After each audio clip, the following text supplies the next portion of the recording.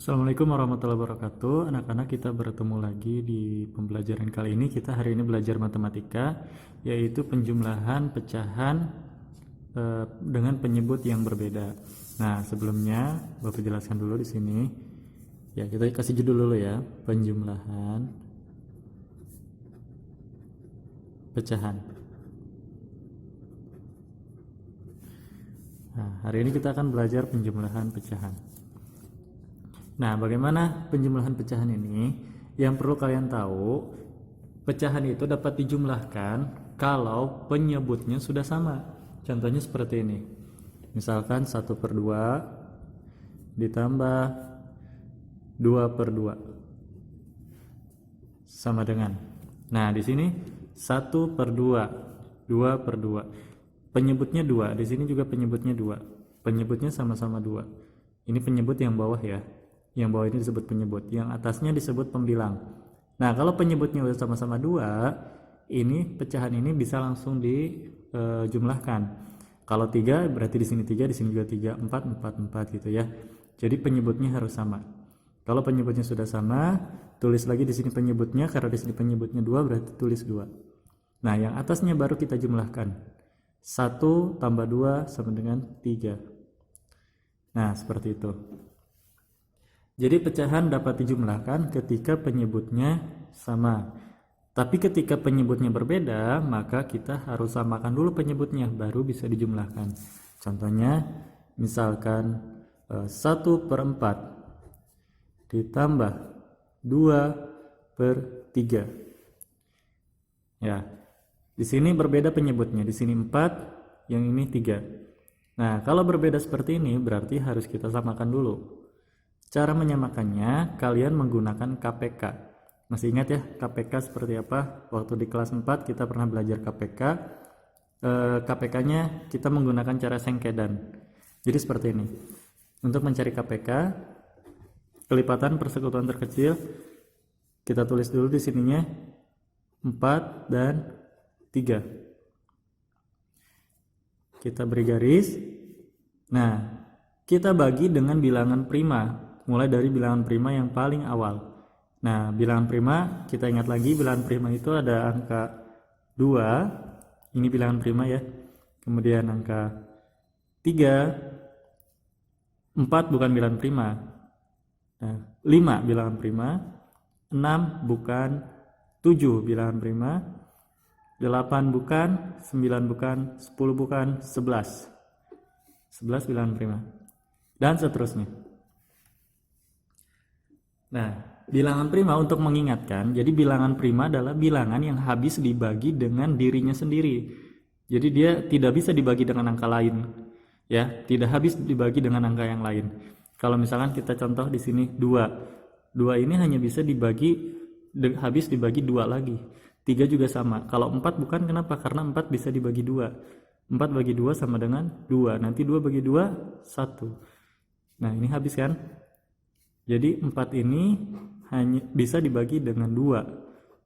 Jadi bukan dibagi dengan dirinya sendiri. Kalau 3 nggak bisa dibagi angka lain. Dia hanya bisa dibagi dengan dirinya sendiri supaya habis. 5 juga seperti itu, 7 seperti itu, 11 seperti itu, dan seterusnya. Ini disebut dengan bilangan prima. Kita kembali ke sini. Kita akan mencari KPK dari 4 dan 3.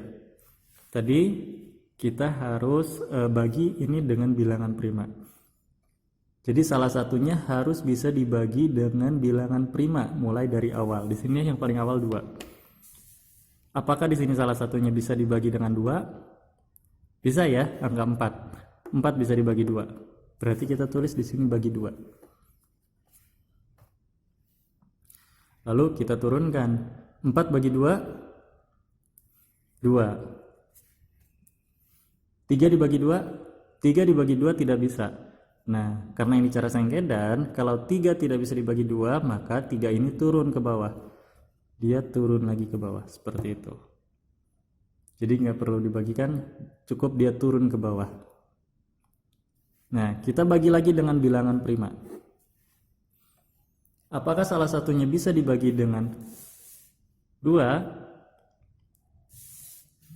Bisa ya, angka 2 ini bisa dibagi dengan 2. Berarti kita bagi lagi 2. 2 dibagi 2, 1. 3 tidak bisa dibagi 2, maka 3 turun lagi. Nah, sekarang kita bagi lagi dengan bilangan prima. Coba kita lihat di sini, apakah salah satu dari sini bisa dibagi dengan 2? 1 tidak bisa dibagi 2. 3 tidak bisa dibagi 2. Berarti kita pindah ke angka selanjutnya, yaitu 3. Apakah salah satu di sini bisa dibagi 3? 1 tidak bisa, 3 bisa. Berarti kita gunakan 3. Kita gunakan 3 karena di sini salah satunya ada yang bisa dibagi 3. Kalau 2 tadi tidak ada yang bisa dibagi 2. Jadi kita tulis sini 3. 1 dibagi 3 tidak bisa, maka turunlah 1. 3 dibagi 3 bisa, yaitu 1. Karena 1 kali 3 adalah 3. Nah, di bawahnya sengkedan ini sudah 1 dan 1. Ini adalah syarat KPK. Jadi syarat KPK itu harus di bawahnya ini harus angka 1 dan 1. Berarti ini sudah KPK. Nah, cara menghitung KPK-nya bagaimana? Kita kalikan angka yang di sini. 2, 2, 3. Jadi kita akan mencari KPK dari 4 dan 3 dengan mengalikan angka di sini. 2 dikali 2 dikali 3 sama dengan 2 kali 2 4. 4 kali 3 12. Berarti di sini 12. Nah, sudah dapat KPK-nya. KPK dari 4 dan 3 adalah 12. Kita kembali ke pecahan di sini. 1/4 tambah 2/3 sama dengan tadi KPK-nya adalah 12. Berarti per 12 ditambah, tambah dari sini ya. Tambah per 12. Perhatikan, ini adalah bagian 1, ini adalah bagian 2. Yang di sini sama dengan, berarti di sini ini adalah bagian 1 dari sini. Yang ini adalah bagian kedua dari sini. Kita lihat dulu yang bagian pertama. 12 dibagi 4. Jadi aturannya seperti itu ya. Hasil dari KPK ini kita bagikan dengan penyebutnya. Kemudian nanti kita kalikan dengan pembilangnya. Jadi 12 dibagi 4 adalah 3. 3 kali 1, 3.